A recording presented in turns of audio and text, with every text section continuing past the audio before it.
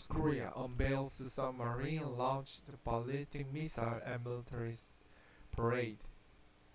CNN North Korea has celebrated the end of the rare political meeting by unveiling what appears to be a missile designed to be fired from the submarine. Images released by the country's state-run Korean Central News Agency called KCNA showed thousands of people and soldiers at the nighttime military parade in Pyongyang, the capital, including leader Kim Jong-un. The headliner, however, was the new submarine-launched ballistic missile called SLBM, which KCNA declared was the world's most powerful weapon. Pyongyang also showed off the apparent new short-range ballistic missile, which, like its submarine counterpart, likely runs on solid fuel. Solid-fueled missile can be fired on shorter notice than the liquid-fueled counterpart. This picture, taken on Thursday and released by the North Korean official Korean Central News Agency on Friday, shows what appears to be submarine-launched ballistic missiles during a military parade. Display comes just days after Kim said North Korea was pursuing sophisticated new armament for the country's nuclear weapons and ballistic missile program, including a nuclear-powered submarine, tactical nuclear weapons, and advanced warhead designs to penetrate missile defense system. Analysts said Kim's plan and the missiles put on display were warning sign for the future of any possible disarmament talks between Pyongyang and the incoming administration of U.S. President-elect Joe Biden. No matter who is in power in the U.S., the true nature and the true spirit of the anti-North Korea policy will never change, Kim said Saturday. The development of nuclear weapons will be pushed forward without interruption. Thursday's parade was held to celebrate the conclusion of the 8th Workers' Party Congress, a meeting for nuclear North Korea's elite to gather and reflect on success and failures in years past and set a agenda for the near future. They are typically held every 5 years or so, but Kim's father and predecessor Kim Jong-il stopped holding them after 1980. Kim Jong-un revived the congresses in 2016. Kim's powerful sister Kim Yo-jong hinted earlier this week that Pyongyang might mark the end of the Congress with a parade. North Korea leader Kim Jong-un is seen gesturing toward the crowd during the parade. The main focus on the 8th Congress was North Korea's dire economic situation.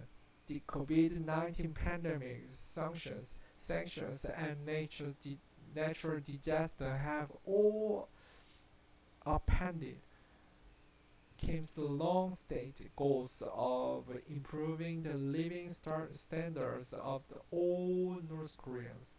The dire outlook, however, has not impacted Pyongyang's ambitious and expensive plans for weapons development, regardless of its limited resources. Kim continues to show the world that despite the North Korea's economic difficulties over the last year, the focus on sustaining nuclear forces and modernizing conventional weaponry has not shifted, says Ankit Panda, a senior fellow at the Carnegie Endowment for International Peace and expert in North Korea's nuclear program. Panda said the SLBM displayed it was evidence of North Korea's growing sophistication with large solid propellant-based ballistic missiles. But not not not it is also important to consider why Kim may have wanted to show them to his own people. This praise earned just for the outside world, of course, said Panda Arthur of Kim Jong Un and bombs survivor and deterrence in North Korea. Even as Kim openly acknowledges economic difficulties, he can short up his leadership by showing the people of Pyongyang, North Korea's elite, that he's he's been able to deliver on military modernization. The SLBM and the new systems announced by Kim during the Congress are at various stages of development, but nearly all of them would need to be tested in order to be considered operational. The type of testing that is anathema to Washington. A test launch of the new missile's warhead or nuclear device would likely set the stages for the showdown between the two countries in the early days of the new US administration that needs to confront a raging coronavirus pandemic and unprecedented political unrest at home. However, some analysts were encouraged by the fact that North Korea did not show off its intercontinental ballistic missiles, which are designed to send nuclear weapons across the planet, potentially to the United States. The weapon systems displayed as a whole were less impressive than those thrusted out in October, when North Korea celebrated in the 75th anniversary of the foundation of the Workers' Party of Korea, the communist organ that rules the country.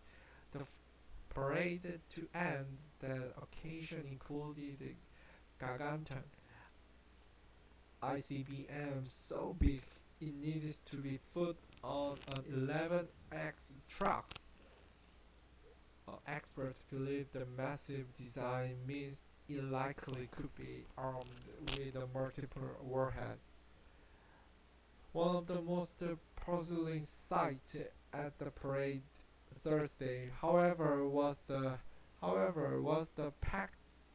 fact very few people photographed were wearing masks. The lack of masks was unsurprising given last history, but few masks were seen at the October parade and at the start of the party congress last week. But holding such a large maskless gathering is very risky.